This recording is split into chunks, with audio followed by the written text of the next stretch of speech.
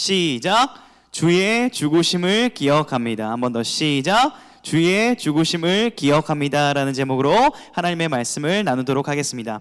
여러분, 오늘 성찬식이 있어가지고 이런 게 있는데 정말 핵심적으로 이 오늘 말씀을 요약할 수 있는 어떤 이미지가 생각이 났어요. 이런 거예요.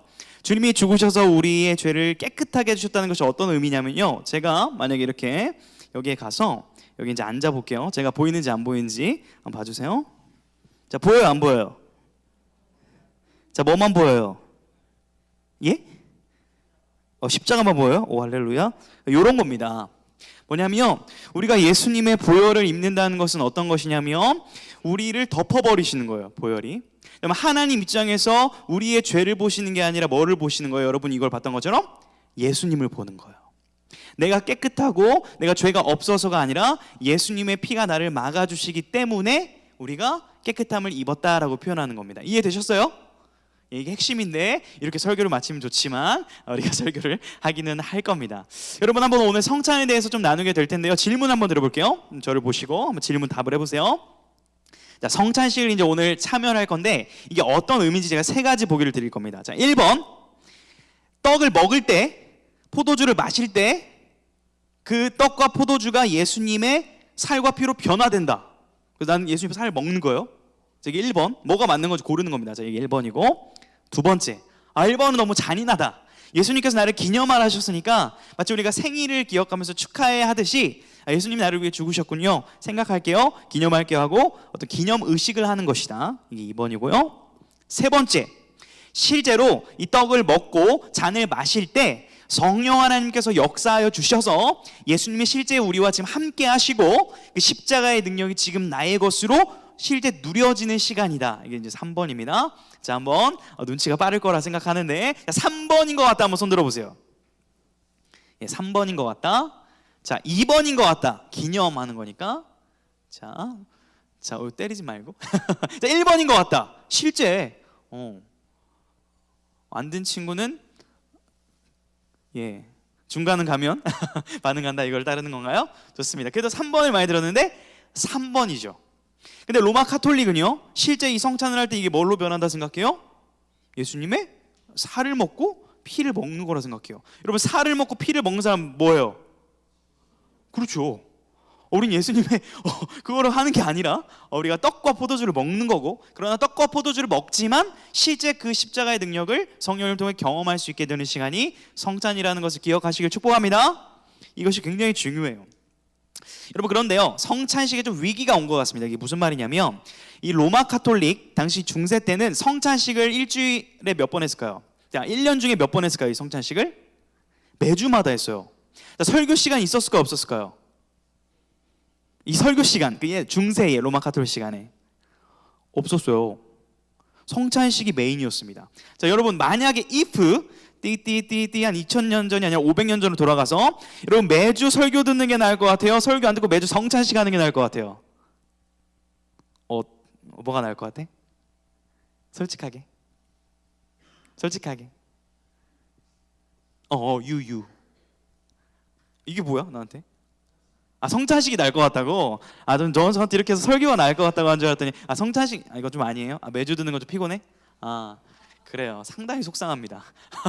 자, 원래는 여러분이 500년 전에 태어났다면 이렇게 설교를 매주 들을 필요는 없었어요. 성찬식만 매주 했으면 됐습니다. 자, 그런데 1517년 10월 31일 무슨 일이 있죠? 종교개혁이 일어나고 오직 성경으로 돌아가야 된다. 무슨 성찬식이 진짜 예수님의 피와 살을 먹는 거냐, 무슨 하나님의 은혜로 구원받는 것이 면죄부로 구원을 받느냐, 아니다. 성경으로 돌아가자, 은혜로 돌아가자, 오직 예수님만 증거하자라는 종교개혁이 시작되었고, 그때부터 예배 시간에 뭐가 이제 바뀌었냐면 강단이 여기에 딱 들어오게 돼요. 강단이. 그리고 설교 시간이 예배 시간의 중앙으로 딱 배치가 됩니다. 그래서 개혁교회, 이 개신교의 이 설교가 중앙에 배치된 이유, 그리고 제가 이 강단을 중앙에서 이렇게 말씀을 전하는 이유의 상징이 뭐예요? 따라하겠습니다. 하나님의 말씀이 중심이다.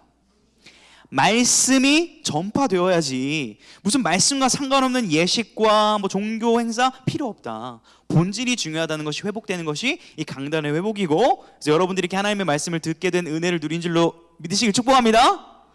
은혜예요. 이렇게 말씀을 함께 나눌 수 있다는 거. 자, 그런데 여기쯤 되면 이런 고민이 들 수 있습니다. 여러분 이런 질문할 수 있어요. 목사님, 저 아직 입교 안 받았고 세례 안 받았는데 오늘 성찬에 대한 말씀을 들으니까 저랑 별로 상관이 없는 것 같아요. 저 지금 머릿속에는 지금 숙제가 너무 많고 지금 내 인생이 어떻게 해야 될지가 너무 중요한데 성찬 뭐 이렇게 배우는 게 큰 의미가 있나요? 라는 질문 가질 수도 있다고 생각을 합니다. 근데 여러분 상관이 있죠. 자, 여러분 기독교의 뜻이 뭐죠? 기독교? 우리 고3 친구들 기독교, 그렇죠. 그리스도교, 곧 예수교, 예수님을 믿는 종교죠. 자, 그러면 예수님을 믿기 때문에 예수님이 하신 말씀을 들어야 돼요, 안 들어야 돼요? 우리 고1 친구들 들어야죠. 예수님을 나의 구주, 나의 주인, 나의 하나님으로 고백한다면 예수님이 하신 말씀을 들어야 되는데 예수님 뭐라고 하시냐면 성찬을 지켜라, 지키지 말라?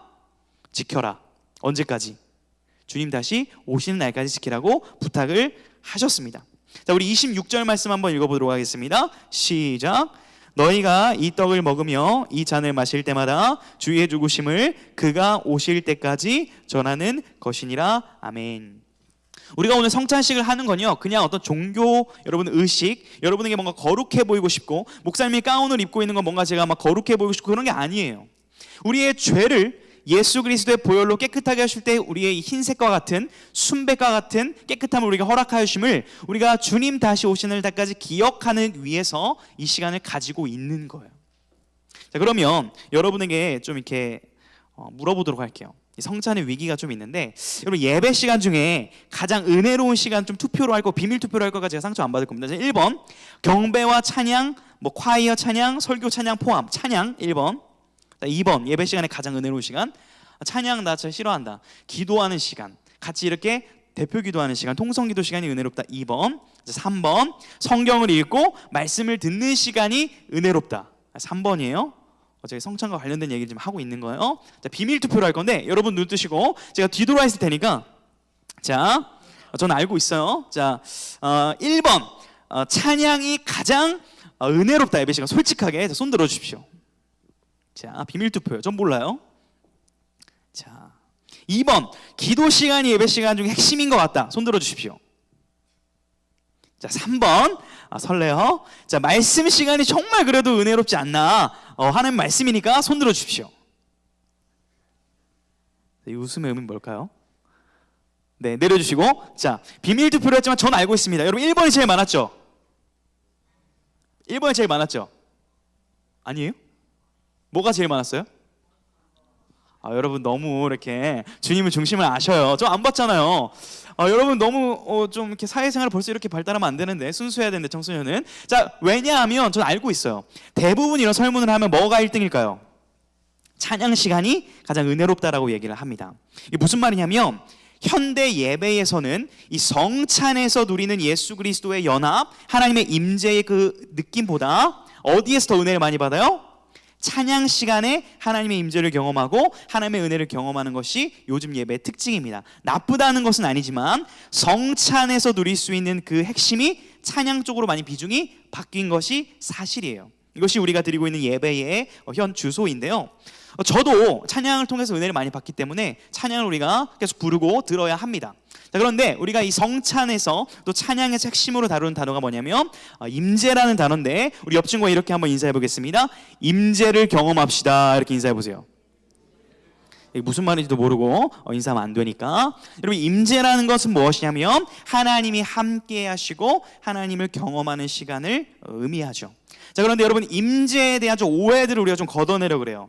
여러분 보통 은혜 받았습니다 라고 하면 어떤 좀 덕목이 강조가 되냐면 감정이 강조가 됩니다. 그래서 우리가 수련회나 여러분 기도의 시간에 뭐를 흘려야 은혜 받았다고 생각해요?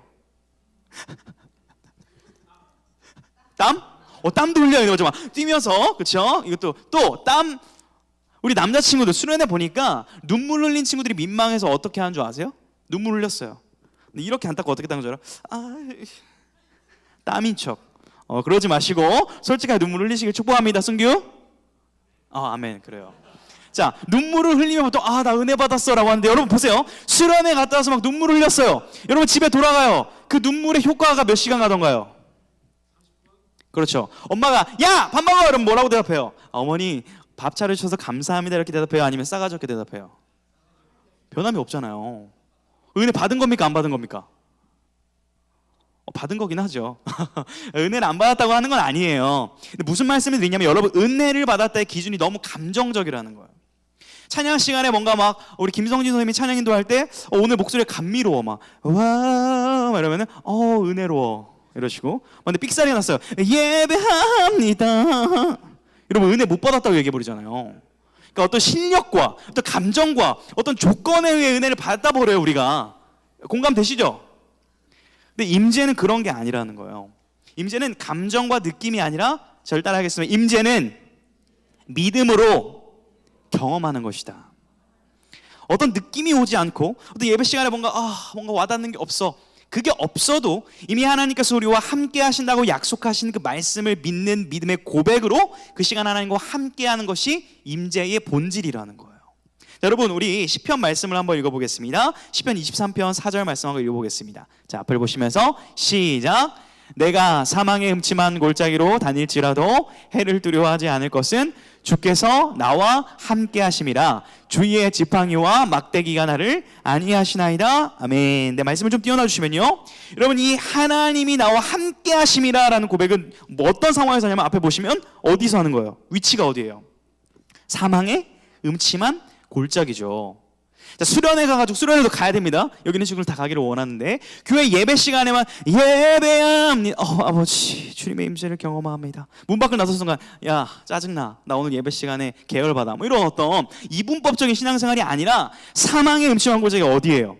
여러분의 방일 수도 있고, 여러분이 가는 지하철일 수도 있고, 여러분의 스카, 독서실, 도서관, 친구와 떠드는 순간, 심지어 사망의 음침한 골짜기니까 뭐예요?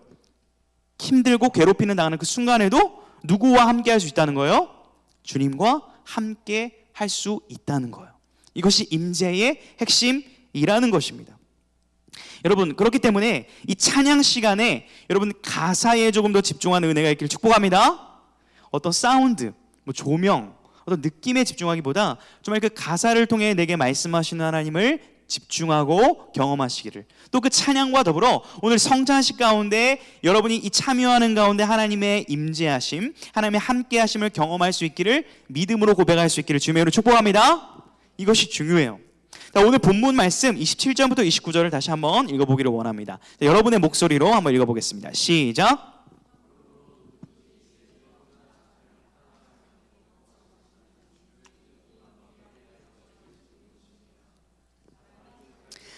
그 후에야 이 떡을 먹고 이 잔을 마실지니 주의 몸을 분별하지 못하고 먹고 마시는 자는 자기의 죄를 먹고 마시는 것이라. 아멘.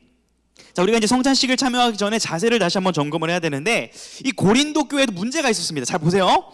자, 예전에 고린도 교회 당시에는 교회가 이렇게 건물이었을까요? 가정이었을까요?